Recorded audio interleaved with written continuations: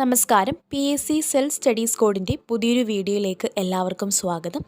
2025 December 20 നടന്ന beat forest officer പരീക്ഷയുടെ exam analysis and expected cut off ആണ് ഇന്നത്തെ വീഡിയോയിൽ നമ്മൾ പറയാൻ പോകുന്നത്. അപ്പോൾ ഇന്ന് പരീക്ഷയുണ്ടായിരുന്ന ഒരുപാട് കൂട്ടുകാരുണ്ടായിരുന്നു. അപ്പോൾ എല്ലാവർക്കും പരീക്ഷ എങ്ങനെ ഉണ്ടായിരുന്നു, നിങ്ങൾക്ക് എത്ര മാർക്കാണ് കിട്ടിയത് എന്നതൊക്കെ ഒന്ന് കമൻറ്റ് ഇടുക നമ്മുടെ വീഡിയോയുടെ താഴെ. അപ്പോൾ ഏകദേശം ഒരു ഐഡിയ എല്ലാവർക്കും കിട്ടുന്നതായിരിക്കും.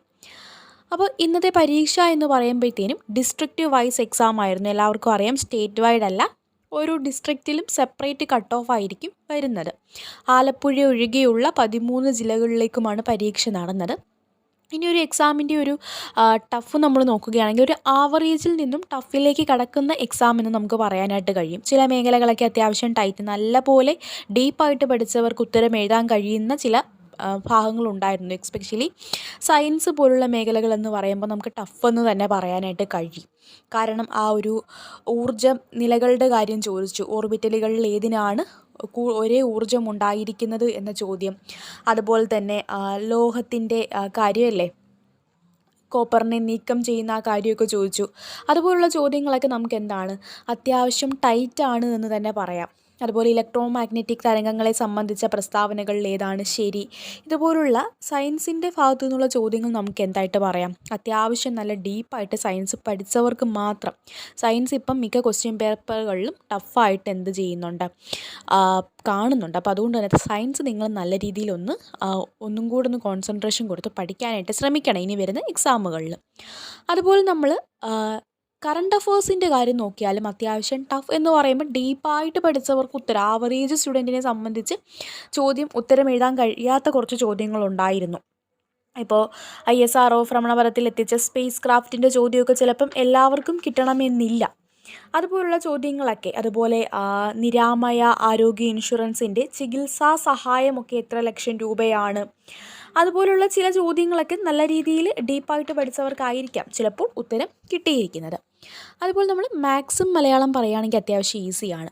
മലയാളം ഫയർ വുമണിൻ്റെയൊക്കെ പരീക്ഷ കണ്ടപ്പോഴത്തേക്കും അത്യാവശ്യം ഗ്രാമർ നല്ലപോലെ ചോദിച്ചിരുന്നു അല്ലേ, സമാസവും അതുപോലെ വിഭക്തിയൊക്കെ. പക്ഷേ അത് പ്രതീക്ഷിച്ച് പോയവർക്ക് മലയാളം അത്യാവശ്യം സിമ്പിളായിട്ട് തന്നെ ഉത്തരം എഴുതാൻ കഴിഞ്ഞു. 1-2 ചോദ്യങ്ങൾ ഒഴിച്ചു ബാക്കിയെല്ലാം തന്നെ ഒരു മലയാളം ഒരു 7-8 മാർക്ക് വരെ വാങ്ങിക്കായിരുന്നു. ഇംഗ്ലീഷ് എന്നാൽ അത്ര സിമ്പിളാണെന്ന് പറയാൻ കഴിയത്തില്ല, എന്നാലും ഒരു 6 മാർക്ക് വരെയൊക്കെ വാങ്ങാൻ കഴിയുന്ന പോർഷനായിരുന്നു. മറ്റ് GK പോർഷൻ പറയുകയാണെങ്കിൽ ഒരുപാട് പ്രീവിയസ് ഇയർ ക്വസ്റ്റ്യൻസ് ഉണ്ടായിരുന്നുവെങ്കിലും ചില ക്വസ്റ്റ്യൻസ് കുറച്ച് ഡീപ്പായിട്ട് ചോദിച്ചിരുന്നു. അത്യാവശ്യം ഉത്തരം എഴുതാൻ കഴിയുന്ന ചോദ്യങ്ങളും ഉണ്ടായിരുന്നു. അപ്പോൾ ഇങ്ങനെയാണ് എക്സാമിൻ്റെ ഒരു മൊത്തത്തിലുള്ള അനാലിസിസ് നമ്മൾ പറയുന്നത്. അപ്പോൾ അറിയാലോ, കോമ്പറ്റീഷൻ കൂടുതലാണ്. എത്രയൊക്കെ എക്സാം ടഫാണെന്ന് പറയുകയാണെങ്കിലും ഒരു വിഭാഗം ആൾക്കാർ നല്ല രീതിയിൽ പ്രിപ്പയർ ചെയ്ത് എഴുതുന്നുണ്ട്. അപ്പോൾ അതുകൊണ്ട് തന്നെ കട്ട് ഓഫ് നമുക്ക് തീരെ കുറവ് എന്നൊരു റേഞ്ചിലേക്കൊന്നും പറയാൻ കഴിയത്തില്ല. ഉറപ്പായിട്ടും കട്ട് ഓഫ് 60+ പോകാനായിട്ടുള്ള ചാൻസ് ഉണ്ട് എല്ലാ ഡിസ്ട്രിക്റ്റിലും. നമ്മളിപ്പോൾ ഡിസ്ട്രിക്റ്റ് വൈസ് പറയുകയല്ല, നമുക്കത് സെപ്പറേറ്റ് ഒരു വീഡിയോ ചെയ്യാം. അപ്പോൾ ഓരോ ഡിസ്ട്രിക്റ്റിലും ഉള്ളവർ ഏത് ഡിസ്ട്രിക്റ്റാണ്, നിങ്ങൾക്ക് എത്ര മാർക്കാണ് കിട്ടിയത് എന്ന് നിങ്ങളൊന്ന് കമൻറ്റ് ചെയ്യാനായിട്ട് നോക്കുക. അപ്പോൾ 60+ എന്തായാലും നമുക്ക് പ്രതീക്ഷിക്കാം. 60-നും 65-നും ഇടയ്ക്കുള്ള മാർക്കാണ് നമ്മൾ പ്രതീക്ഷിക്കുന്നത്. 60-നും 65-നും ഇടയ്ക്ക്. ഇനി അതല്ല, ചില ജില്ലകളിൽ കട്ട് ഓഫ് കുറച്ചൊന്ന് കുറഞ്ഞാൽ പോലും ഒരു 58 റേഞ്ചിൽ തന്നെ വരാനുള്ള ചാൻസ് ഉണ്ട്. അപ്പോൾ നമുക്ക് ചുരുക്കം പറഞ്ഞാൽ ഒരു 58-നും 65-നും ഇടയ്ക്ക് എല്ലാ ജില്ലകളിലും കട്ട് ഓഫ് നമുക്ക് പ്രതീക്ഷിക്കാം.